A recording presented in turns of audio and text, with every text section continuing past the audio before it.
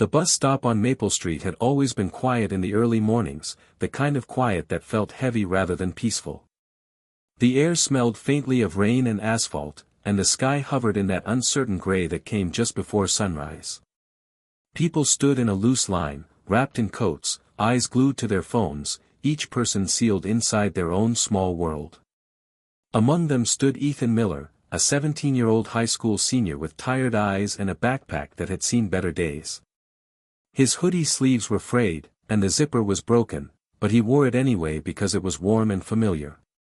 Ethan had learned early on that comfort didn't always come from new things, it came from what stayed with you when everything else left. His mother worked 2 jobs. His father had left years ago. Money was always tight, and time was even tighter. That morning, Ethan checked the time on his cracked phone screen inside. He had a math test first period, a shift at the grocery store after school, and a headache that had been building since yesterday. All he wanted was to get through the day without anything going wrong. But life had other plans. A few feet away from him sat an elderly woman on the metal bench at the bus stop. She was small, wrapped in a pale blue coat that looked too thin for the cold. Her hands trembled slightly as she clutched a worn leather purse. Strands of white hair escaped from beneath her knitted hat, and her eyes, sharp but tired, kept darting around as if she were afraid of missing something important. Ethan noticed her because she looked lost. The bus was late. People grew impatient. One man tapped his foot aggressively. A woman muttered under her breath about being late for work. No one spoke to each other. No one looked at the old woman twice. Except Ethan. He hesitated. Talking to strangers wasn't his thing.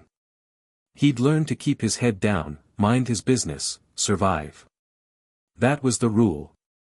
But something about the woman's anxious expression tugged at him. He stepped closer. Excuse me, ma'am, he said softly. Are you okay? The woman looked up, startled, as if she hadn't expected anyone to notice her at all. Oh, yes. Well. I think so, she replied, her voice gentle but uncertain. I'm just waiting for the number 12 bus. Ethan frowned. The 12 doesn't come here anymore. They changed the route last month. Her face fell. Oh dear, she whispered. I didn't know. My husband used to keep track of these things. The way she said used to told Ethan everything he needed to know. A lump formed in his throat. Where are you trying to go? He asked. St. Mary's Hospital, she said. My sister is there. She's not doing very well. Ethan knew that hospital. It was across town. Not an easy trip, especially if you didn't know the routes. That's pretty far, he said carefully. She nodded. I've been saving bus money all week. I just didn't realize I was in the wrong place. Ethan glanced at his phone again. If he missed this bus, he'd be late for school. Late meant detention. Detention meant missing work. Missing work meant less money for groceries. His mind raced with consequences. He could just tell her where to go and walk away. That would be reasonable. That would be easy. But it wouldn't be kind. The bus pulled up with a loud hiss. People rushed forward, eager to escape the cold. Ethan stood frozen for a moment, torn between responsibility and compassion. Then he made a choice. You know what? He said, forcing a small smile. I'm heading that way too. I can help you. Her eyes widened. Oh, you don't have to. It's okay, he said quickly. Really? He missed the bus. They walked together to the next stop, slowly. She leaned slightly on her cane, and Ethan matched her pace without thinking. Along the way, she told him her name was Margaret. She had lived in the neighborhood for over 40 years. She used to bake pies for the kids next door. Apple, cherry, pecan, whatever they liked. My husband, Henry, passed 3 years ago, she said quietly as they waited at a crosswalk. He was my compass. Without him, I feel like I'm always turning the wrong way. Ethan didn't know what to say, so he just listened. When they finally boarded the right bus, Ethan used his own bus pass to cover both fares. He didn't mention it. Margaret noticed anyway. "You didn't need to do that," she said softly. "I know," he replied. "But I wanted to." She studied him for a long moment, her eyes filled with something deeper than gratitude. The ride was long. They talked about small things, school, music, the weather. Ethan learned that Margaret used to be a teacher. English literature. She loved poetry. Believed words could heal people. "Do you believe that?" she asked him. He shrugged. "I think, people heal people." She smiled at that. When they reached the hospital, Margaret stopped at the entrance. The automatic doors slid open behind her, releasing the sterile smell of disinfectant and quiet urgency. "This is my stop," she said. Ethan nodded. "I hope your sister's okay."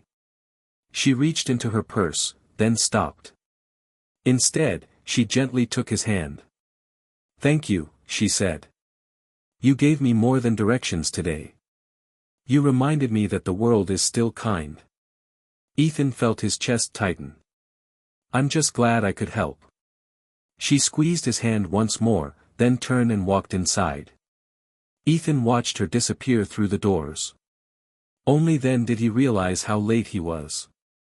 That day spiraled. He arrived at school halfway through second period.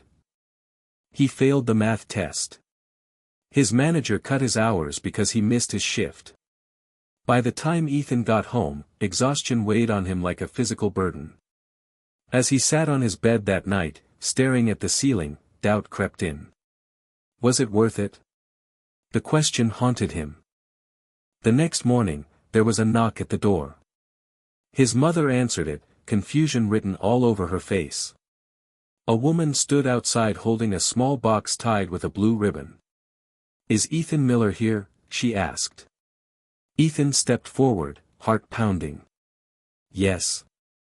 I'm Margaret's niece," the woman said, smiling warmly. "My aunt asked me to find you." She handed him the box. Inside was a handwritten letter and a folded check. Ethan's breath caught. He opened the letter first. "Dear Ethan. Yesterday, you chose kindness when it cost you something. That is the rarest form of generosity. I spent my life teaching students about selflessness, but you reminded me what it truly looks like. My sister passed peacefully last night.